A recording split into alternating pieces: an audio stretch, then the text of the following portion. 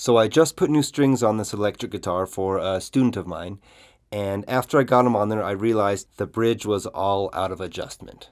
So I thought this would be a good chance to make a video explaining how to set up and adjust the intonation and action on your Fender style floating bridge for your electric guitar. That means a whammy bar. If that doesn't make you interested, you just want to see me play the thing, you can always skip ahead till the end of the video. I will play a song on this guitar then. But if you want to learn something new, these are the tools you'll need. First off, a screwdriver. Phillips head. Preferably you'll have two different bits, a smaller gauge one and a larger gauge one.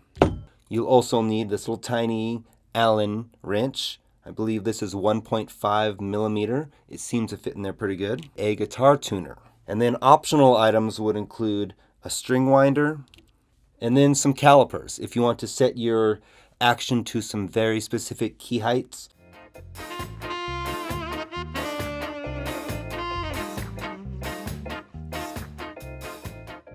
Not required because, action is kind of a personal preference. I actually like my string height with a little bit higher action than some people. That's all a matter of personal preference. So let's get started. I'll move that camera over here so you can see what we're doing, and we'll jump right in. Okay, so now we've got a closer view, and right off the bat I noticed the angle of the bridge is all off. It's kind of pulling up away from the top of the guitar, whereas it should sit more down parallel with the top. The first thing to do is flip the guitar over and remove the back plate so we can have access to the bottom of the bridge. You'll want to use your Phillips screwdriver for this with the smaller gauge bit, and make sure to put those screws and the back plate someplace safe so we don't lose those. Next, we're going to loosen up the strings. It's important to do this before we make any adjustments because it takes the pressure off of the adjustment screws and makes them less likely to strip out. But we also have to tighten it up to pitch before we check any measurements. So you'll find that throughout this process you'll be tightening and untightening the strings a bunch. This is where your string winder really comes in handy. The screws we're going to focus on to adjust the angle of the bridge are these two right here. In this case, the bridge is pulling up away from the top of the guitar, so we're going to tighten these screws down to pull the bridge back down towards the body of the guitar. If it were the opposite and the bridge was sitting too low or even resting against the top of the guitar, we would loosen these screws up. Now this one is sitting pretty high, so I'm tightening these screws down quite a bit, but you're definitely not going to want to bottom them out. If you have some really thick gauge strings on there or something, and you keep tightening and tightening these screws down and it's just not enough, you might want to consider adding another spring. Now we're going to tune the guitar back up to pitch so we can check the angle of the bridge. You might have to go back and forth with this process a few times, but it's really important to make sure that the guitar is tuned up to proper pitch before you check the angle, because the amount of tension on the strings is definitely going to affect the angle that the bridge is sitting at.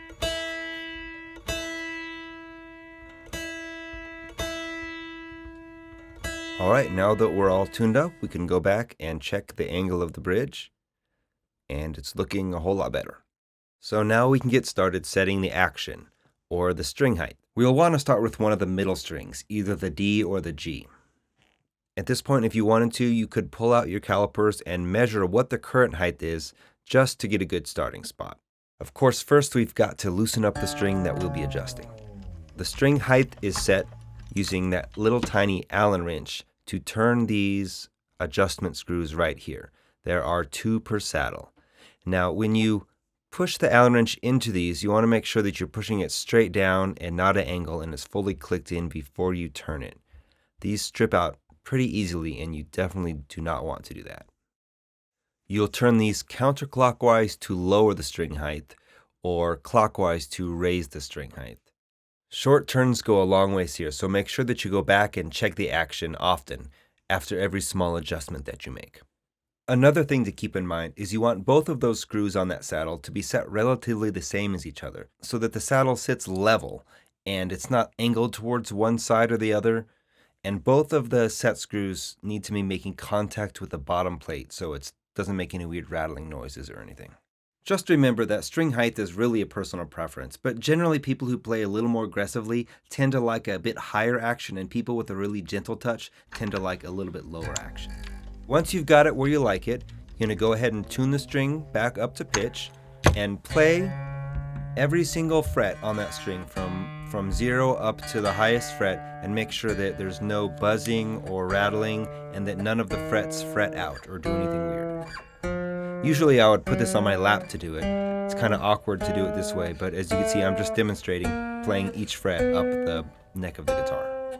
If you find you can't get the action very low without getting a bunch of fret buzz and other weird things, you may have to adjust the truss rod or the angle of the neck, but those processes are a bit more in depth and I don't have time to get into those in this video. So now you're going to do the same thing with the other strings, working your way outwards from the center. But because of the radius of your frets, they're not perfectly flat across the top. You don't want the heights of your saddles to all be perfectly even. As they work outwards from the center, they're going to step down to kind of match the radius of your frets. You can see here the middle strings, the D and the G, are sitting a bit higher than the outer ones to kind of match the curve of the fretboard. And now finally we're on to the last step of this process. Get your guitar in tune. Not only when you play an open string, but when you play a fretted string as well. This is your guitar intonation. The reason why we set the intonation last is because anytime you change the action or the height of the strings, it's going to affect the intonation. The way that we check the intonation of the guitar is once we've got a string perfectly in tune, we're going to play on the 12th fret, which should be directly in the middle of the string. If the string is going flat when you're playing on the 12th fret, it needs to be shortened. But if it's going sharp when you're playing on the 12th fret, it needs to be lengthened. In this case, you can see it is going sharp, so we'll have to make the scale length longer. You'll do this by adjusting the screws on the bottom of the bridge. Find the corresponding screw and turn it clockwise to lengthen the scale length or counterclockwise to shorten the scale length. And try not to flatten out those springs. This is about as tight as you'd want to go.